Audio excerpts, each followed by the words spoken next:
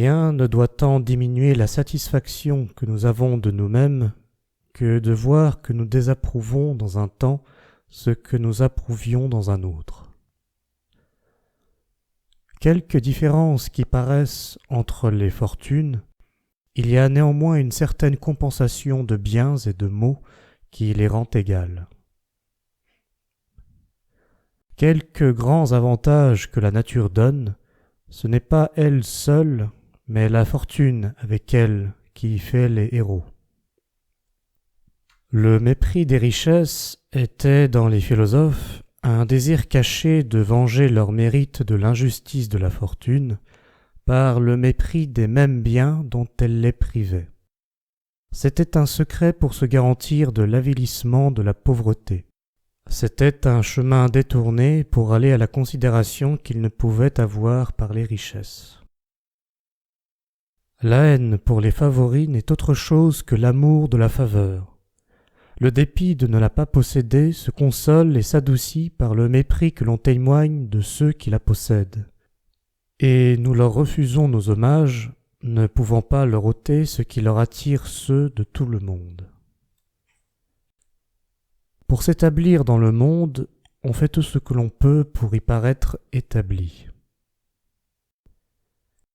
Quoique les hommes se flattent de leurs grandes actions, elles ne sont pas souvent les effets d'un grand dessein, mais des effets du hasard.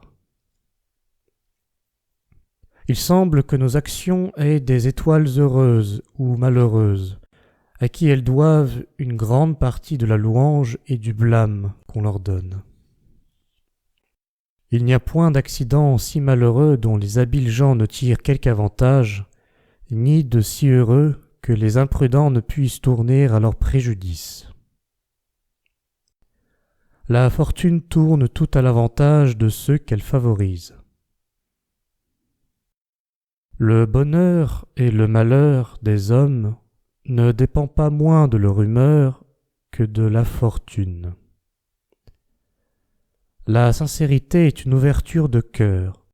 On la trouve en fort peu de gens, et celle que l'on voit d'ordinaire n'est qu'une fine dissimulation pour attirer la confiance des autres. L'aversion du mensonge est souvent une imperceptible ambition de rendre nos témoignages considérables et d'attirer à nos paroles un respect de religion. La vérité ne fait pas tant de bien dans le monde que ses apparences y font de mal. Il n'y a point d'éloge que l'on donne à la prudence, cependant elle ne saurait nous assurer du moindre événement. Un habile homme doit régler le rang de ses intérêts et les conduire chacun dans son ordre.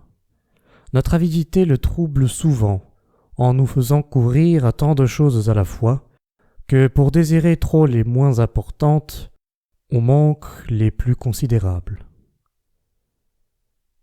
La bonne grâce est au corps ce que le bon sens est à l'esprit. Il est difficile de définir l'amour. Ce qu'on peut en dire, c'est que dans l'âme, c'est une passion de régner. Dans les esprits, c'est une sympathie. Et dans le corps, ce n'est qu'une envie cachée et délicate de posséder ce que l'on aime après beaucoup de mystère. S'il y a un amour pur et exempt du mélange de nos autres passions, c'est celui qui est caché au fond du cœur, et que nous ignorons nous-mêmes. Il n'y a point de déguisement qui puisse longtemps cacher l'amour où il est, ni le feindre où il n'est pas. Il n'y a guère de gens qui ne soient honteux de s'être aimés quand ils ne s'aiment plus. Si on juge de l'amour par la plupart de ses effets, il ressemble plus à la haine qu'à l'amitié. On peut trouver des femmes qui n'ont jamais eu la galanterie, mais il est rare d'en trouver qui n'en aient jamais eu qu'une. Il n'y a que d'une sorte d'amour, mais il y en a 1000 différentes copies. L'amour, aussi bien que le feu, ne peut subsister sans un mouvement continuel, et il cesse de vivre dès qu'il cesse d'espérer ou de craindre.